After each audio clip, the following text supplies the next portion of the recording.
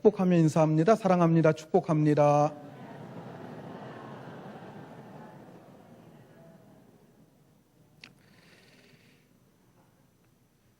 오늘은 주기도문에 대한 말씀 마지막 시간입니다.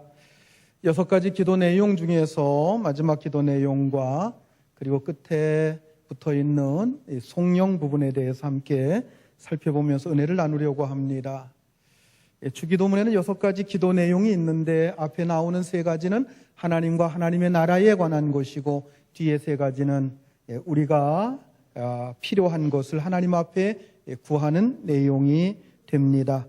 우리 자신을 위한 기도 3가지는 첫 번째는 우리의 육신의 삶을 위해서 일용할 양식을 구하라고 하는 것이고, 두 번째는 우리가 우리 영혼을 위해서 죄의 용서를 구하라고 하는 것입니다.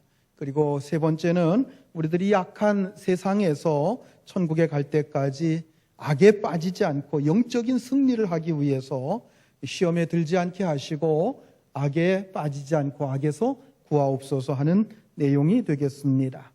우리들이 성경을 통해서 알 수 있는 것은 이 세상은 유토피아가 아니라는 거예요. 이 세상은 낙원이 아니라는 것입니다.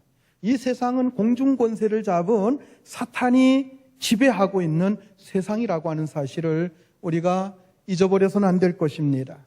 다시 말해서 겉으로 볼 때에는 화려한 것 같지만 내면적으로 볼 때는 소돔과 고모라 성을 방불케 할 정도로 죄악이 가득 차 있는 곳이 바로 이 세상입니다. 우리는 바로 이 악한 세상에 살아야 되기 때문에 어려움이 있고 때로는 많은 갈등을 겪으면서 살아갈 수밖에 없습니다. 이런 의미에서 본다고 할 때 우리를 시험에 빠지지 않게 하시며 우리를 악에서 구하옵소서 하는 이 기도는 오늘날 우리에게는 아주 필요하고 절실한 실제적인 기도라고 생각해 볼 수가 있겠습니다. 일반적으로 우리가 시험 그러면 흔히 어려움을 당했거나 악에 빠질 지경이 되어서 신앙상의 곤란한 상태에 있는 것을 시험이라고 말을 합니다. 그래서 누군가가 시험에 들었다 그러면 그 사람 어떤 올무에 걸려들었구나, 우리가 흔히 그렇게 생각을 합니다. 즉 선한 쪽으로 생각하기보다는 악한 쪽으로 생각을 하고 긍정적으로 생각하기보다는 부정적으로 생각하는 경향이 훨씬 더 많다고 하는 것입니다. 그리고 이 시험에 대해서는 거의 대부분의 생각들이 뭐냐면 축복의 반대 개념이다, 이렇게 생각을 합니다. 예를 들어서 병이 들었거나 사업에 실패했을 경우에는 그 사람 시험 들었어, 이렇게 얘기를 합니다. 그리고 돈을 많이 벌거나 또 승진을 했거나 출세를 했거나 그러면 그 사람 하나님의 축복 많이 받았어, 이렇게 얘기하면서 축하를 해줍니다. 그러나 여러분, 때를 따라서는 성공이 더 큰 시험이 될 수가 있고 칭찬이 더 큰 함정이 될 수 있다는 사실을 우리는 간과해서는 안 될 것입니다. 그러므로 시험에 대한 바른 이해가 무엇보다도 중요합니다. 여러분, 시험에는 2가지 시험이 있습니다. 따라서 해보시기 바랍니다. 하나님의 시험, 마귀의 시험. 하나님의 시험과 마귀의 시험이 있어요. 성경에서 보면 하나님의 시험은 대개 영어 성경으로 보면 테스트라고 되어 있습니다. 그리고 마귀의 시험은 템프테이션이라고 되어 있어요. 테스트라고 하는 건 뭡니까? 그냥 테스트한다는 거예요. 학교에서 시험을 보듯이 시험을 본다는 것입니다. 그런데 템프테이션이란 뜻은 뭡니까? 유혹이라고 하는 뜻입니다. 마귀는 우리를 유혹합니다. 조금 달라요. 꼭 그런 건 아닙니다만은 일반적으로 보면 이렇게 좀 나누어서 표현되는 것을 우리가 볼 수가 있습니다. 그래서 이것도 좀 애매하긴 합니다만은 오늘 본문에서 시험에 들게 하지 마시옵고 하는 이 말씀에서 시험이라고 하는 것은 우리가 하나님의 시험이라고 생각하면 좋을 것 같고요. 악에서 구하시옵소서라고 할 때에 그 악은 이 사탄의 시험을 가리킨다, 이렇게 볼 수 있겠습니다. 물론 영어 성경에 보니까 앞에 시험도 템프테이션이라고 되어 있더라고요. 뒤에 있는 악이라는 것은 evil, 그냥 악한, 이것으로 되어 있는 것을 볼 수가 있습니다. 사탄은 사람을 넘어뜨리기 위해서 악한 의도를 가지고 시험을 합니다. 그러나 여러분, 하나님은 왜 시험을 하십니까? 사람을 넘어뜨리려고 시험하는 게 아니에요. 사람을 세우기 위해서 선한 의도를 가지고 시험하신다고 하는 겁니다. 즉 무엇을 할 수 있는 능력이 되는가, 이러한 복을 받을 만한 그릇이 되는가, 그것을 알아보기 위해서 테스트하시는 것, 이것이 하나님의 시험이다 하는 겁니다. 여러분, 대입 수능 시험을 치죠. 대입 수능 시험이 뭐예요? 수학 능력 시험이에요. 수학 능력 시험이라는 겁니다. 대학교에 가서 수학할 수 있는, 공부할 수 있는 능력이 이 사람이 되는가, 그것을 테스트하는 시험이 대입 수능 시험입니다. 여러분, 우리 그리스도인들이 시험을 받는 것도 그와 같습니다. 그리스도인으로서, 하나님의 백성으로서 정말 살아갈 수 있는가, 그것을 평가하기 위해서 하는 것이 하나님의 시험입니다. 여러분, 학교에서 공부만 하고 시험을 안 친다고 한번 생각해 보세요. 그러면 학생 노릇하기 참 좋겠죠. 그렇죠? 시험만 안 치면 애들이 그런 얘기를 해요. 야, 시험 없는 세상 없나? 시험만 없으면 살 것 같은데. 아이들이 그런 생각을 합니다. 그런데 여러분, 공부만 하고 시험을 안 친다고 한번 생각해 보세요. 공부하겠어요? 안 하겠어요? 다 안 할 사람들이네. 그래도 할 사람은 있어요. 그러나 거의 대부분은 공부를 안 하죠. 열심히 안 합니다. 시험이 있으니까 열심히 공부하는 거예요. 시험이 있기 때문에 그래도 그나마 성적이 향상이 되는 겁니다. 마찬가지로 그리스도인들도 여러 가지 시험을 통해서 신앙이 성장하는 줄 믿으시기 바랍니다. 그래서 야고보 사도는 그렇게 말했어요. 내 사랑하는 형제들아, 너희가 여러 가지 시험을 만나거든 온전히 기쁘게 여겨라 하고 말씀합니다. 시험을 당했는데 기쁘게 여기라는 거예요. 시험을 당했는데 왜 기쁘게 여겨야 됩니까? 두 가지 면에서 우리는 이 말씀을 생각해 볼 수가 있어요. 첫째는 하나님의 시험의 차원에서 생각해 볼 수가 있습니다. 하나님께서 어떤 사람을 쓰시고자 하실 때 그 사람이 과연 하나님께서 그곳에 쓰실 만한 사람인가를 알아보기 위해서 시험을 하십니다. 즉 하나님께서 수능 시험을 치르는 거예요. 그러나 아무나 시험 치를 수 있습니까? 아니에요. 준비되지 않은 사람은 시험을 치를 수가 없어요. 즉 하나님께 쓰임받을 만한 사람을 골라서 하나님께서 시험하신다 하는 거예요. 그 대표적인 인물이 누굽니까? 아브라함입니다. 창세기 22장에 보면 하나님께서 아브라함에게 100세에 낳은 아주 소중한 아들 이삭을 모리아 산에 번제물로 바쳐라. 무슨 얘기예요? 죽여서 태워서 드려라. 그런 얘기예요. 얼마나 어려운 시험입니까? 여러분들이 그 시험을 한번 당했다고 한번 생각해 보세요. 네 아들을, 네 딸을 죽여서 바쳐라. 하나님 혹시 어떻게 되신 것 아닙니까? 아마 그 생각 먼저 할 거예요.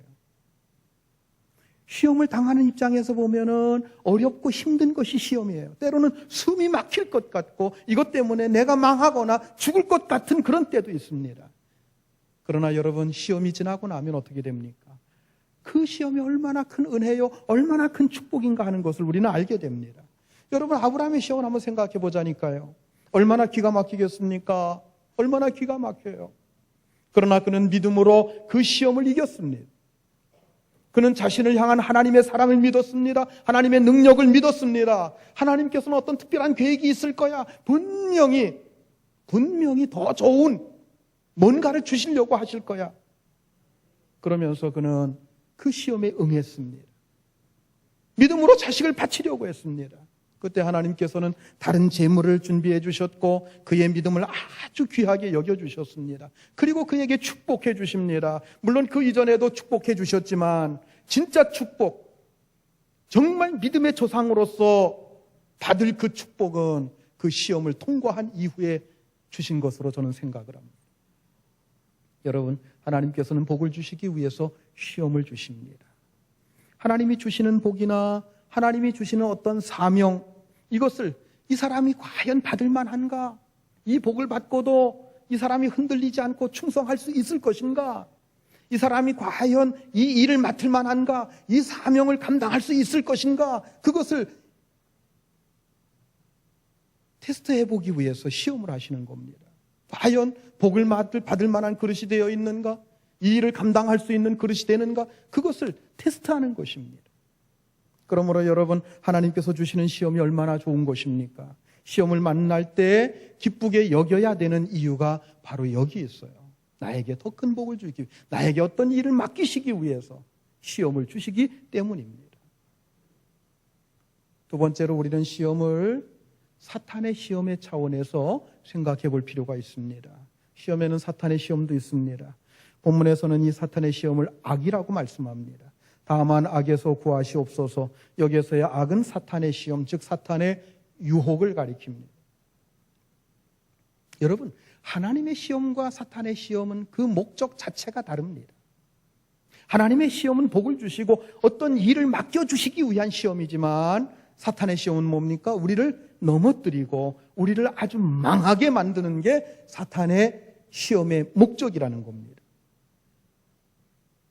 하나님의 시험은 대개가 하나님의 시험은 괴롭습니다. 고통스럽습니다. 아주 씁니다. 시험을 당할 때면 내가 과연 이 시험을 넘어갈 수 있을까 하는 그런 생각이 들 정도로 고통스럽고 아주 힘이 듭니다. 그런데 사탄의 시험은 어떻습니까? 아주 반대예요. 사탄의 시험은 아주 달콤합니다. 사탄의 시험은 아주 그럴듯합니다. 그럴듯하게 거짓으로 속이는 것이 사탄의 시험입니다. 그래서 많은 사람들이 사탄의 시험에 많이 넘어가는 거예요.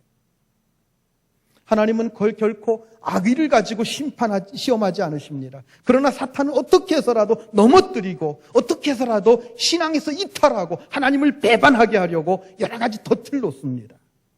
이 사탄의 덫에 인류의 조상 아담도 넘어갔고 삼손도 넘어갔고 심지어는 한때 위대한 신앙가였던 성군 다윗도 넘어갔어요. 그러면 사탄은 왜 시험합니까? 사탄이 왜 시험하는지 이것을 바로 알아야 시험을 만날 때 흔들리지 않고 이 시험을 넉넉히 이길 수 있습니다.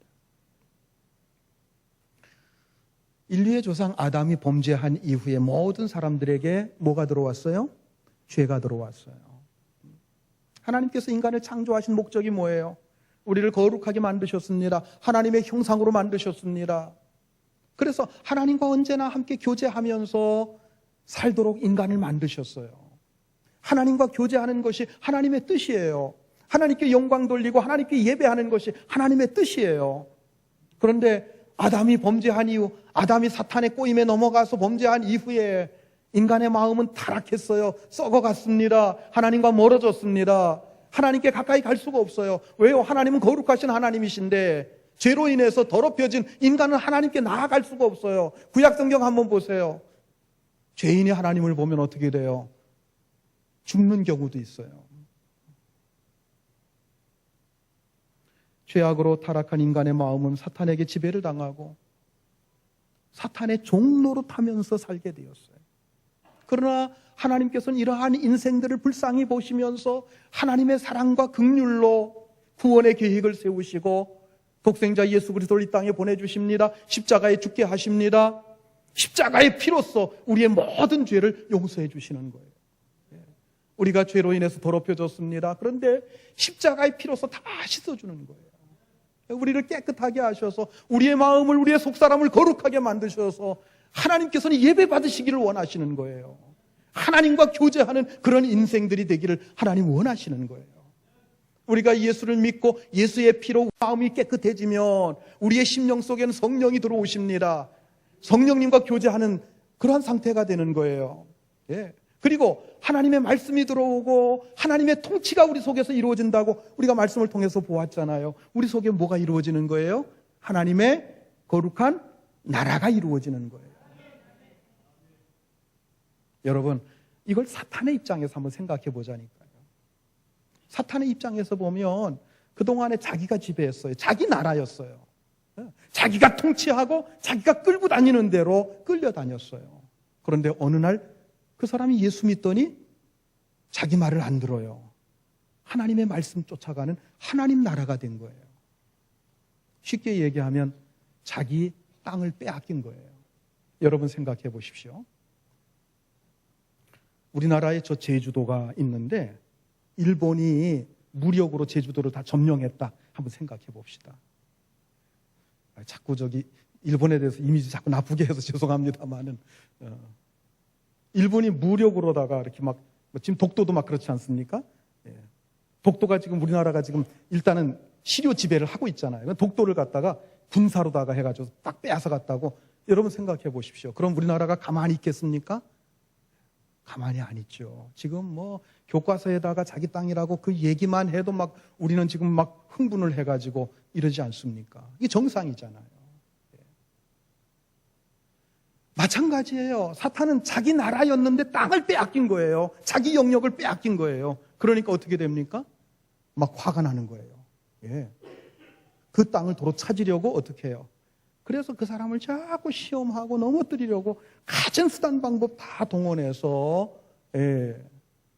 획책을 하는 겁니다. 죄에 빠져 하나님의 말씀도 하나님에 대한 믿음도 다 잃어버리게 만들고 결국은 교회를 떠나도록 만들기 위해서 몸부림치는 것이 사탄이 지금 하는 일이라는 것입니다. 그런데 여러분, 신앙생활을 하는 둥 마는 둥 하고 이 사람이 도대체 신자인지 아니면 세상 사람인지 잘 구분이 안 가는 그런 사람, 여러분, 그런 사람은 사탄이 시험 안 해요. 괜히 건드려 가지고 열심 내게 할 필요 없잖아요. 그러니까 그런 사람들은 어떻게 해요? 시험 안 하고 그냥 내버려 둡니다. 그냥 내버려 둬요. 네, 그래, 너 잘한다 그러면서 옆에서 격려해 줘요. 그러나 여러분, 뭔가 열정을 가지고 하나님의 말씀을 읽고 기도하고 예배를 사모하고 하나님의 일을 하려고 애쓰는 사람은 사탄이 무진장 시기하고 질투하고 미워합니다. 그래서 시험하는 거예요. 그러므로 여러분 가운데 이런 사탄의 시험이 많이 찾아오면, 내가 열심히 하니까 시험이 오는구나, 내가 하나님 편에 서니까 시험이 오는구나, 내가 거룩해지려고 노력하니까 사탄이 시기해서 시험하는구나, 그렇게 생각하면서 기쁘게 여기라는 거예요. 할렐루야. 그런데 내가 하나님을 믿는다고 하는데 아무런 저항이나 아무런 유혹도 받는 일이 없다고 한다면 여러분, 그 사람 신앙은요, 다시 한번 생각해 봐야 될 신앙입니다. 그런 사람은 마귀가 시기하는 대상이 아니에요. 마귀조차도 그런 사람에 대해서는 관심이 없어요. 네. 막 다른 사람들, 막 열심히 있는 사람들 시험하기 바쁜데 왜 그런 사람들까지 신경 씁니까? 신경 안 써요. 여러분 한번 생각해 보세요. 나 마귀의 시험이 별로 없다. 두 가지입니다. 하나는 막 몇 번 흔들어 봤는데 꿈쩍도 안 해. 그러니까 마귀가 아예 포기한 사람이거나, 또 하나는 뭐예요? 저 사람은 시험할 필요도 없어, 그냥 내버려두는 게 훨씬 나한테 좋아, 이런 사람이거나, 둘 중에 하나입니다. 시험이 없으면, 여러분들에게 마귀의 시험이 없다면 둘 중에 하나예요. 둘 중에 어느 부분인지 한번 살펴보시길 바랍니다. 마태복음 4장에 보면 예수님께서 40일 금식 기도하신 후에 광야에서 마귀에게 시험을 받았다는 기사가 나옵니다. 조금 앞으로 가서 3장에 보면 예수님이 세례를 받으시는 장면이 나오는데, 세례를 받으실 때 어떤 일이 일어납니까? 하늘에서 성령이 비둘기같이 임하고 하늘에서 음성이 들립니다. 이는 내 기뻐하는 자요 내 사랑하는 아들이라 하는 이 하나님의 음성이 들려요. 그리고 예수님께서 광야에 가서 40일을 금식을 하면서, 여러분 40일 금식 해보셨나요? 예. 아마 거의 없으실 겁니다. 40일 금식하셔서 성령이 충만한 그러한 상태에서 마귀에게 시험을 받으셨어요. 무슨 얘기입니까? 성령 받고 은혜가 충만할 때는 시험을 당하지 않는다? 그 말은 맞는 말이 아니란 얘기입니다. 오히려 성령 받고 은혜 많이 받은 다음에 더 큰 시험이 올 수 있다는 사실 여러분 기억하시길 바랍니다. 마귀가 제일 시기하는 시간이 언제냐면 바로 이 주일 예배 시간이에요. 온 교우들이 모여서 하나님 앞에 예배하는 이 시간을 굉장히 시기합니다. 그래서 이 예배 시간을 시기해서 예배 끝난 다음에 사탄의 시험이 가장 강해요. 여러분들이 예배 잘 드리고 은혜 충만해서 집에 돌아가면 그때 사탄이 딱 준비하고 있다가 딱 겁니다. 누가 걸어요? 가장 가까운 사람이 걸어요. 남편이 걸고, 아내가 걸고 자식이 걸고 시어머니가 걸고 멀린 사람이 거는 게 아니에요. 가까운 사람이. 그래서 예수님께서 뭐라고 하셨어요? 마귀는 내 집 식구다 그렇게 얘기를 하셨어요. 여러분 시험은 언제나 누구에게나 찾아온다는 사실 여러분 기억하시길 바랍니다. 여러분 병든 것은 시험이고 건강한 것은 축복이다? 여러분 그렇게 생각해서는 안 돼요. 조지 팍스라고 하는 사람이 아주 재미난 얘기를 했어요. 마귀도 병들면 천사가 된다. 마귀가 병들어 보세요. 아파가지고 아무것도 못하잖아요. 마귀 짓을 못하는 거예요. 그러니까 천사가 될 수밖에 없지요. 여러분 악한 사람이 건강하고 권세 잡고 돈 많이 벌고 하는 일마다 성공한다고 하면 생각해 보십시오. 그런 사람들이 성공했다고 하면은 여러분 얼마나 나쁜 일들이 많이 일어나겠어요. 얼마나 그 사람 때문에 피해보는 사람들이 많아지겠습니까? 그러므로 이런 사람의 성공은 결코 복이 아닙니다. 그들의 성공은 더욱 큰 악에 빠지는 결과를 가져오게 된다는 것입니다.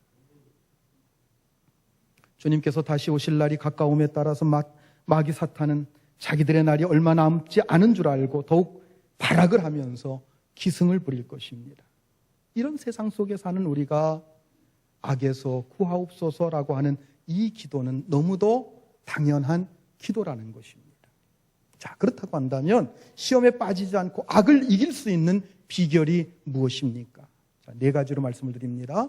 자, 따라서 해보시기 바랍니다. 첫째는 기도다. 기도해야 된다. 기도해야 시험을 이길 수 있다. 따라서 하시기 바랍니다. 크게 하세요. 기도해야 시험을 이길 수 있다. 네. 여러분 기도해야 시험을 이길 수 있어요. 시험을 이길 수 있는 가장 큰 무기가 뭐냐? 여러분 기도입니다. 베드로는 겟세마네 동산에서 잠을 이기지 못하고 기도하다 쓰러지고 기도하다 또 쓰러졌어요. 이것을 본 주님께서는 안타까운 마음을 가지고 뭐라고 말씀하십니까? 시험에 들지 않도록 깨어 기도하라 하고 말씀하셨어요. 그렇게 말씀하셨는데도 불구하고 또 졸다가 그냥 잠에 빠져버리고 말았습니다. 결국 어떻게 됐습니까? 곧바로 예수님을 잡으러 온 사람들, 그 사람들 앞에 혈기를 부립니다. 칼을 빼가지고 귀를 내리치는 그런 혈기방자한 그런 일을 저지릅니다. 그리고 예수님께서 체포되셔서 신문 받으러 끌려다니실 때 어떤 짓을 했습니까? 어린 여자 앞에서 내가 저 사람을 도무지 알지 못하노라 저주하며 맹세까지 했다 그렇게 말씀하고 있어요. 깨어 기도하지 못하고 졸다가 그만 시험에 걸려 넘어진 것입니다. 여러분 기도 없이 자기 힘과 의지로 혹은 자기 혈기로 문제를 해결하겠다고 덤비는 것, 이것은 굉장히 어리석은 짓입니다. 기도해야 합니다. 기도할 때 하나님께서는 우리에게 놀라운 지혜를 주시고 능력을 주셔서 시험을 이기게 하시는 줄 믿으시기 바랍니다. 예수님께서 안 계실 때에 어떤 사람이 예수님의 제자들을 찾아왔어요. 귀신 들린 자기 아들을 고쳐달라는 겁니다. 제자들이 예수님이 하는 것처럼 사탄아 물러가라 하면서 귀신을 쫓아내려고 했습니다마는 고치지를 못했어요. 아이가 사탄이 더 그 아이를 그냥 물불 가리지 않고 뛰어들게 만드는 그런 엄청난 상황까지 몰고 갔습니다. 그때 예수님께서 내려오셔서 그 귀신을 쫓아주시고 아이를 고쳐주셨어요. 제자들이 예수님께 묻습니다. 왜 우리는 안 됩니까? 그때 예수님께서 뭐라고 하셨어요? 기도 외에는 이런 능력이 나갈 수 없느니라. 할렐루야, 할렐루야. 여러분 기도해야 됩니다. 여러분 말씀과 능력, 기도가 뒷받침될 때 그것이 능력이 나타나는 거예요. 사탄은요 아무도 무서워하지 않아요. 그러나 어린 아이들이라고 할지라도 무릎 꿇고 기도하는 자는 무서워합니다. 여러분 기도로 시험을 이길 수 있기를 주의 이름으로 축원합니다. 자, 두 번째, 첫 번째는 뭐라고 그랬어요? 기도해야 된다. 두 번째는 따라서 해보시기 바랍니다. 방심하지 말아야 한다. 방심하지 말아야 돼. 자, 서양 속담에 보면 마귀는 4가지 말로 유혹한다 그랬어요. 첫 번째는 누구든지 하니까, 누구도 하는데 이렇게 유혹한다는 거예요. 야, 누구도 했어. 너라고 못할 게 뭐야? 한번 해봐. 이렇게 유혹하는 거예요. 두 번째는 이것쯤이야. 뭐 이런 정도 가지고 이렇게 유혹하는 거예요. 야, 맥주가 무슨 술이야? 음료수지. 그냥 한 잔 먹어봐. 이렇게 유혹한다는 겁니다. 세 번째는 딱 한 번만 해봐. 더도 말고 딱 한 번만. 딱 한 번만 눈 찔끔 감고 한번 해봐. 이렇게 유혹합니다. 네 번째는 뭐예요? 야, 아직도 새털같이 많은 날 남아있어. 아직도 앞날이 많다. 이렇게 유혹하는 거예요. 지금만이 기회가 아니야. 기회는 언제든지 찾아와. 여러분, 마귀는 우리가 방심할 때 이런 말로 이런 생각을 집어넣어서 우리를 넘어뜨린다고 하는 겁니다. 그러므로 깨어 근신하며 마귀가 틈타지 못하도록 자기 자신을 잘 지킬 수 있어야 돼요. 아주 작고 사소한 말이나 생각도 용납하지 말아야 됩니다. 우리가 조그만 것, 아주 작은 부분만 허용해도 마귀는 그걸 비집고 뚫고 들어와가지고 그것을 통해서 어떻게 해요? 점점 크게 우리를 점령해 간다는 거예요. 많은 사람들이요, 큰 유혹에 한꺼번에 넘어가는 거 아니에요. 작은 유혹에 넘어가면서 점점 커지는 겁니다. 한번 여러분 그 악한 세계도 그렇잖아요. 한번 살짝 발 들여놓게 되면 어떻게 됩니까? 나중에는 어떻게 돼요? 빠져나올 수 없는 그 지경에 들어가 버리고 마는 거예요. 마귀의 속상, 악의 속성이 다 그런 겁니다. 그래서 여러분, 악은 어떻게 하라고 그랬어요? 그 모양이라도 보지 말라. 악한 것은 그 모양이라도 쳐다보지 마라. 성경은 그렇게 말씀하고 있습니다. 자, 세 번째는 뭡니까? 첫 번째는 기도해야 된다. 두 번째는 방심하지 말아야 된다. 세 번째는 악에 빠질, 따라서 해보시겠어요? 악에 빠질 환경을 피해야 한다. 악에 빠질 환경을 만들지 말아야 돼요. 하나님의 시험과 마귀의 시험은 그 대처하는 방법이 근본적으로 달라요. 하나님의 시험은 어떻게 해야 돼요? 피하면 안 돼요. 하나님의 시험은 받아들여야 됩니다. 그리고 그것을 이겨야 돼요. 그런데 마귀의 시험은 어떻게 해야 돼요? 피해야 돼요. 36개. 도망치는 게 상책입니다. 요셉이 시험이 올 때 어떻게 했어요? 옷 붙잡고 늘어지니까 그 옷 벗어버리고 도망쳤어요. 여러분, 이것이 시험을 이길 수 있는 비결이에요. 유혹받을 장소는 가지 말아야 돼요. 회사에서 오늘 저녁에 회식합니다. 회식하면은 해요. 1차만 하세요. 식사만 하세요. 2차 갑시다. 2차 갑시다. 그렇죠? 밥 먹고 나면 2차 갑시다. 뭐 하러 가자는 얘기예요? 술 마시러 가자는 얘기예요. 가서 내가 견디면 되지. 이건 어리석은 거예요. 가서 견뎌요? 못 견뎌요. 2차 따라가면 3차 가야 돼요. 3차가 뭐예요? 저도 잘 몰라요.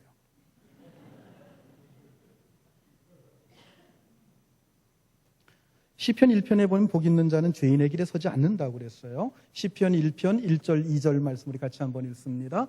복 있는 사람은 악인들의 꾀를 따르지 아니하며 죄인들의 길에 서지 아니하며 오만한 자의 자리에 앉지 아니하고 오직 여호와의 율법을 즐거워하여 그의 율법을 주야로 묵상하는도다.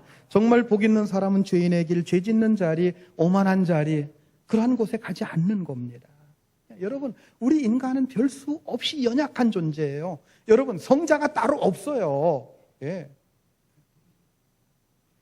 나는 자신 있어. 천만에요. 여기에 대해서 자신 있는 사람 아무도 없습니다. 여러분 생각해 보세요.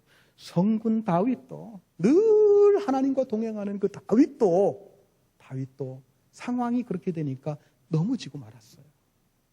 여러분 분명히 기억하시길 바랍니다. 그런 환경을 피해야 됩니다. 자, 네 번째 따라서 해보시기 바랍니다. 표본을 따라야 한다. 첫 번째가 뭐예요? 기도해야 된다. 두 번째가 방심하지 말아야 된다. 세 번째가 그런 환경을 피해야 한다. 네 번째는 표본을 따라야 한다. 여러분, 남이 실패한 것을 보았으면 왜 실패했는지를 봐야 돼요. 남이 실패한 사람은 실패한 사람이 하나의 표본이 되는 거예요. 그래서 왜 실패했는지 그걸 보면서 내가 교훈으로 삼아야 되는 겁니다. 그런데 여러분, 시험을 실패했거나 시험을 이긴 표본들이 어디 나와 있어요? 성경에 나와 있어요. 성경에 보면은 시험에 실패한 사람들이 너무 많이 나와 있어요. 시험을 이긴 사람들도 굉장히 많이 나와 있어요. 시험에 실패한 사람들 어떤 사람들일까요? 아담, 가인, 삼손, 사울, 다윗도 한번 그랬죠. 그 다음에 누구예요? 가룟 유다, 베드로. 시험을 이긴 사람들은 누굴까요? 아브라함, 이삭. 이삭도요 시험 이겼어요. 어떻게 이겼어요? 우물을 팠어요. 그런데 사람들이 와서 시험을 걸어요. 그럼 어떻게 해요? 그냥 주고 떠나요. 다른 곳에서 또 파요. 또 시험 걸어요. 그럼 어떻게 해요? 주고 그냥 떠나요. 그들과 마찰에 싸우지 않았다는 거예요.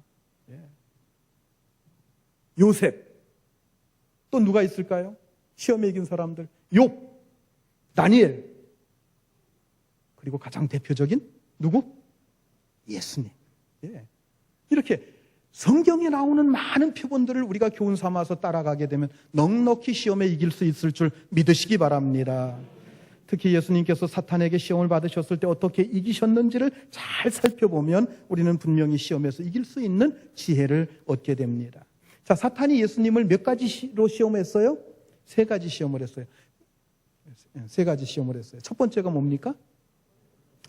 40일 동안 금식했는데 거기 있는 돌멩이를 보면서 이걸 떡을 만들어서 너 떡을 만들 수 있는 능력이 있지 않느냐? 떡을 만들어서 먹어라. 그때 예수님께서 어떻게 이기셨어요? 뭘로 이기셨어요? 하나님의 말씀으로 이기셨어요. 사람이 떡으로만 사는 것이 아니요 하나님의 입에서 나오는 모든 말씀으로 살 것이니라는 신명기서의 말씀을 가지고 이기셨습니다. 두 번째 시험이 뭐예요? 성전 꼭대기에 세워놓고 뛰어내려라. 그러면 천사들이 와서 네 발을 땅에 부딪히지 않도록 받들어 줄 것이다. 시편에 있는 말씀이에요. 그걸 가지고 마귀가 시험을 했어요. 성경을 가지고 시험을 했어요. 그랬더니 예수님께서 뭐라고 합니까? 무엇으로 이겼어요? 내 하나님을 시험하지 말라 하면서 하나님에 대한 충성심으로 이기셨어요. 무엇으로 이기셨어요? 하나님에 대한 충성심으로 이기셨어요. 말씀으로 이기고 충성심으로 이기고. 세 번째 시험은 뭡니까? 높은 산꼭대기에 예수님을 데리고 올라가서 온 세계의 영광을 보여줍니다. 그러면서 얘기합니다. 내게 절하라. 그러면 온 이 세상의 모든 권세를 너에게 주겠다. 지금 예수님이 이 세상에 왜 오셨어요? 마귀에게 빼앗긴 이 세상을 하나님의 나라로 도로 찾기 위해서 오신 게 예수님이 오신 목적이에요. 온 세상을 도로 찾는 게 목적이에요. 그걸 마귀가 알고 있는 거예요. 온 세상 내가 주겠어. 단 하나 나한테 절만 해라. 그렇게 얘기를 합니다. 절하라는 얘기는 뭡니까? 마귀의 종이 되라는 얘기예요. 여러분 그때 예수님께서 뭐라고? 이 얘기는 무슨 얘기입니까? 너 어렵게 십자가 질 필요 없어. 십자가 질 필요 없어. 내한테 절만 하면 내가 줄 텐데 왜 그 고통스러운 십자가 지려고 해? 예수님께서 어떻게 이기셨어요? 사탄아 물러가라 하면서 믿음으로 이기셨어요. 그래서 사탄의 시험은 말씀으로 이겨야 되고 두 번째는 충성심, 하나님에 대한 충성심으로, 세 번째는 믿음으로 이길 수 있다는 겁니다. 여러분 이렇게 하나님의 말씀을 보면서 예수님께서 어떻게 시험을 이기셨는지, 베드로는 어떻게 하다가 시험에 실패했는지를 우리가 잘 살펴보면 우리가 사탄의 시험을 이길 수 있는 지혜를 얻게 될 것입니다. 여러분 하나님의 시험이든 사탄의 시험이든 고린도전서 10장에 보면 뭐라고 말씀합니까? 사람이 감당치 못할 시험은 허락하지 않는다고 그랬어요. 그러니까 감당치 못할 시험은 안 주셔요. 그러므로 여러분 시험이 올 때 오히려 그것을 기쁘게 여기면서 넉넉히 이기실 수 있는 여러분들이 되시기를 주의 이름으로 축원합니다. 이제 마지막으로 좀 시간이 많이 갔습니다마는 주기도문에서 마지막 살펴볼 말씀이 나라와 권세와 영광이 아버지께 영원히 있사옵나이다 하는 이 말씀입니다. 이걸 가리켜서 뭐라고 해요? 송영이라고 부릅니다. 송영. 우리는 뭐 좀 다릅니다마는 우리도 마지막 그 예배 끝날 때 찬양대가 송영을 부르죠. 마지막 모든 영광을 하나님께 올려드리는 송영으로 예배가 끝이 나는 걸, 축도하고 나서 송영으로 예배 끝나는 것을 볼 수가 있습니다. 자, 이 말씀은 어떻게 돼 있나요? 좀 특징이 있죠? 어떻게 돼 있어요? 어디 안에? 괄호 안에 들어가 있죠? 박스 안에 딱 이렇게 쳐져 있어요. 이 괄호 안에 있다는 얘기는 무슨 얘기입니까? 여러분, 성경의 원본은 이 세상에 남아있는 것이 하나도 없습니다. 사본만 존재합니다. 전부 필사본만 존재해요. 그런데 이 필사본에서 어떤 사본에는 들어가 있고 어떤 사본에는 이 말이 없어요. 그런 경우에 어떻게 해요? 괄호를 쳐놓습니다. 자, 이 말씀이 그런 것입니다. 그러니까 본래는 이 말씀이 없었는데 성경을 필사하다가 너무 감동을 받았어요. 그래서 필사자가 이 말을 집어넣은 거다 이렇게 보는 거예요. 왜냐하면은 구약시대에서부터 하나님의 은혜를 받으면 이스라엘 사람들은 이 고백을 하는 거예요. 하나님의 나라와 하나님의 권세와 하나님의 영광이 하나님 앞에 돌려지기를 원합니다. 이렇게 그들이 신앙 고백을 하면서 성령을 불렀다는 겁니다. 그래서 감격 속에서 이 성령을 이렇게 삽입해 넣은 것이다. 이렇게 성경학자들은 해석을 합니다. 어쨌든 주기도문은 나라와 권세와 영광을 하나님께 돌리는 것으로 끝나고 있습니다. 여러분, 이게 무슨 뜻입니까? 우리의 신앙의 목적이 바로 여기에 있다는 거예요. 여러분, 우리 그리스도인들은 나 자신의 욕심을 성취시키기 위해서 사는 것이 아닙니다. 우리의 목적이 뭡니까? 하나님의 나라가 완성되어야 하고 모든 권세가 하나님 앞에 돌려가야 되고 그리고 모든 영광을 하나님 앞에 돌리는 것이 우리가 살아가는 목적인 줄 믿으시기 바랍니다. 그런데 우리가 왜 예수님의 기도처럼 기도하지 못합니까? 일용할 양식보다도 더 많은 욕심으로 하나님 앞에 더 많은 것을 구하기 때문에 그래야만이 내가 행복해질 수 있다고 하는 착각 때문입니다. 우리가 다른 사람의 허물을 쉽게 용서해 주지 못합니다. 왜 용서해 주지 못합니까? 용서하면 내가 손해볼 것 같아요. 용서해 주면 저 사람이 나를 우습게 볼 것 같아요. 그래서 용서를 쉽게 안 해주는 거예요. 그래서 할 수 있는 대로 나에게 좋은 것을 주시며 설사 내가 모험을 한다고 할지라도 하나님 나를 안전하게 지켜주셔야 됩니다. 이렇게 기도할 때가 많다는 것입니다. 그러나 이런 기도는 정말 우리가 하나님을 잘 모르기 때문에 드리는 기도입니다. 그리고 이런 기도는 결코 나라와 권세와 영광이 하나님께 돌아갈 수가 없습니다. 여러분, 우리가 지금까지 주기도문에 대해서 쭉 살펴봤습니다. 이 주기도문은 가장 모범된 기도일 뿐만 아니라 주기도문은 우리의 삶의 지침서와 같은 것입니다. 이렇게 살아야 된다는 거예요. 먼저 하나님의 나라를 구하고 하나님의 이름이 거룩히 여김을 받고 하나님께 영광이 돌아가고 하나님의 뜻이 이루어지기를 구하고 그리고 이 땅에서 우리의 필요한 것을 구하되 욕심 부리지 말고 구하라는 거예요. 그리고 우리가 하나님 앞에 용서받은 것처럼 다른 사람도 용서하며 살라는 겁니다. 그리고 이 악한 세상 속에서 우리가 하나님 앞에 기도하면서 하나님 앞에 정신 차리고 근신하면서 우리가 이 악한 세대에서 우리 자신을 지키라는 겁니다. 기도하면서 말씀 보면서 하나님에 대한 충성심으로 모든 것을 이겨나가라고 하는 것입니다. 이 주기도문의 정신을 가지고 여러분들의 삶이 승리하는 삶이 될 수 있기를 주의 이름으로 축원합니다. 기도하시겠습니다.